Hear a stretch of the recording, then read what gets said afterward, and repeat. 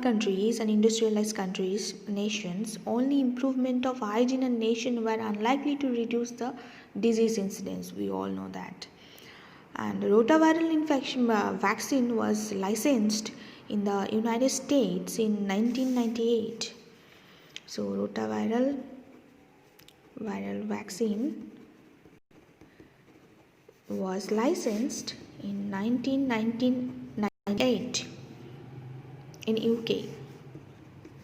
USA, United States of America, which was withdrawn from the market within 1 year. That was withdrawn from the market within 1 year of administration. What is the reason behind that?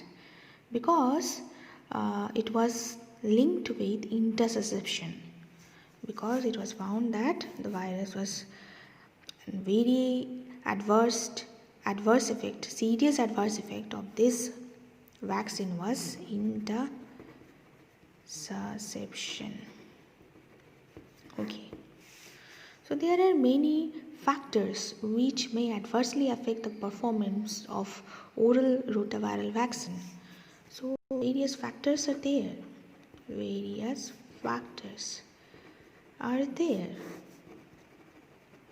Which will affect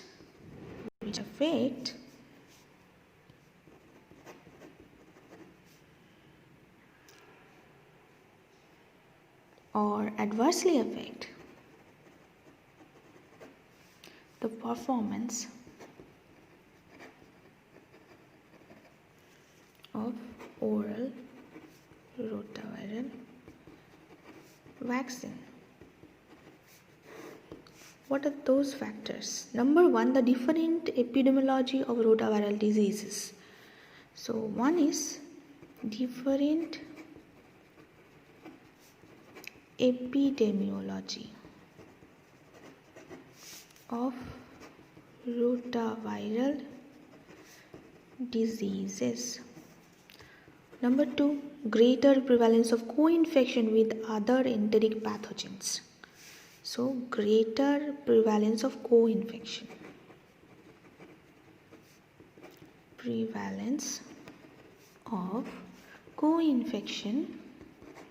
Infection with other enteric diseases. Number three, malnutrition in developing countries. So these are the three main factors which adversely affect the performance of oral rotaviral vaccinations. Number one, different epidemiology of rotaviral disease. Number two, greater prevalence of co-infection with other enteric diseases. Number three, malnutrition in developing countries. So, evaluation of the efficacy of rotaviral vaccine is very resource-poor settings of Africa and Asia especially recommended, and the efficacy of rotavirus vaccine was moderate. So nowadays the vaccine we are giving, the efficacy of that is 50 to 70%, 75% in our country. So now efficacy is only 50 to 75% in our country, and other countries of Sub-Saharan Africa and Southern Asia, especially the developing countries. Okay, now coming to the treatment, that is also important. Treatment of rotaviral diseases. We all know that in case of diarrhea or in case of any fluid loss, we give fluid perorally, or in case of severity, we give fluid IV. Okay, intravenously. So first, standard oral rehydration therapy is there. Number two, IV fluid replacement. IV fluid replacement. So, who are the candidates for IV fluid replacement? Number 1, severely dehydrated persons. Severely dehydrated persons. Number 2, who are unable to tolerate oral therapy. Unable to tolerate oral therapy. And the persons who are having frequent vomiting. So, as we discussed previously that it may be subclinical, there may be severe gastroenteritis, or there may be life-threatening diarrhea or fluid loss. So in case of subclinical infection or mild clinical infection, there will be watery diarrhea with vomiting, and we can give standard oral rehydration therapy. But if the child is having severe dehydration, if he or she is unable to tolerate oral therapy, or there is frequent vomiting, so we can give IV fluid replacement.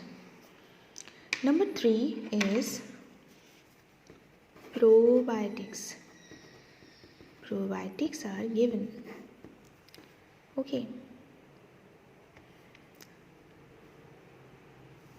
So bismuth subsalicylate,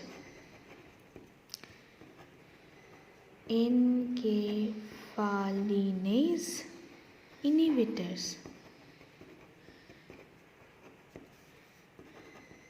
nitazoxamide, those can be given.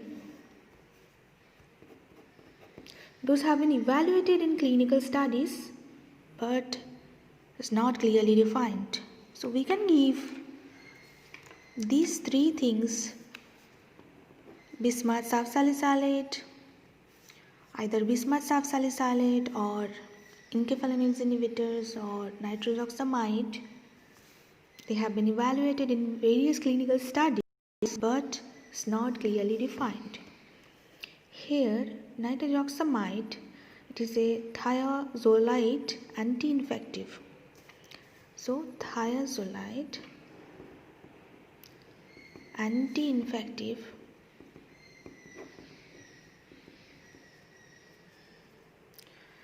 three-day course is given. These medications may shorten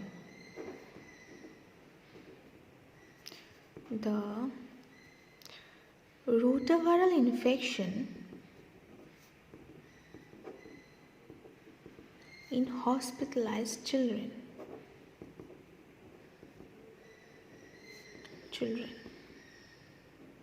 Okay. We should not give antibiotics and anti-motility drugs. So antibiotics and anti-motility drugs should not be given. So antibiotics, anti-motility drugs should not be given, should be avoided. What happens if the child is immunocompromised? So in case of immunocompromised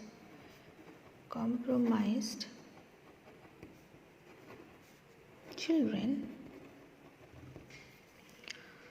with chronic symptomatic rotaviral disease. So immunocompromised children are having chronic symptomatic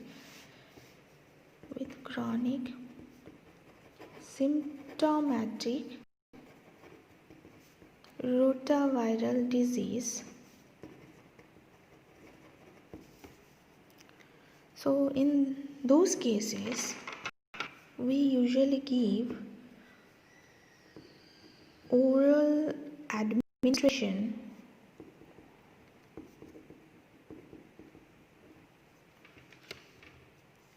immunoglobulin.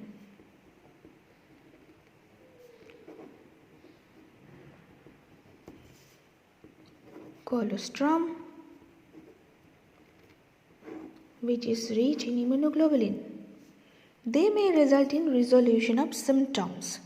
So, what is the reason behind giving immunoglobulins and colostrum? So, they may result in resolution of symptoms. But their doses have not been well studied. So, how much of this immunoglobulin or colostrum is given is not well studied.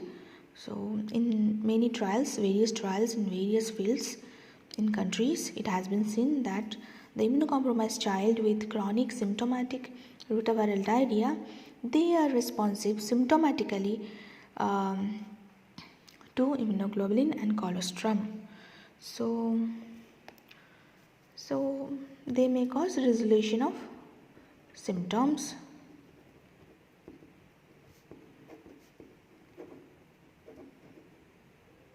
But doses have not been well studied well. Doses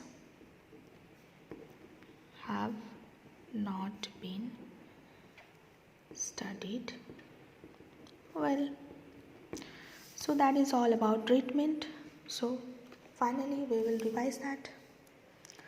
Treatment part: first, in case of subclinical infection or mild symptomatic cases, in moderate asymptomatic cases, we can give standard oral rehydration therapy. Number 2, in case of severely dehydrated child who is unable to tolerate oral rehydration therapy and there is frequent vomiting, we can give IV fluid replacement. We will never give antibiotics and anti-motility drugs. We will always avoid antibiotics and anti-motility drugs. We will give probiotics. We will give bismuth subsalicylate, encaphelinase inhibitors, amide. Okay. They may shorten the rotaviral infection in hospitalized children. Okay. Number 4, immunocompromised children with chronic symptomatic rotaviral diseases. In many trials, it has been seen that oral administered immunoglobulins and colostrum, they may cause resolution of symptoms, but the doses have not been studied well. Okay, I think you will like this video. Please subscribe my channel, and I will describe about the rotaviral vaccine in my next class. Okay, stay tuned. Bye bye.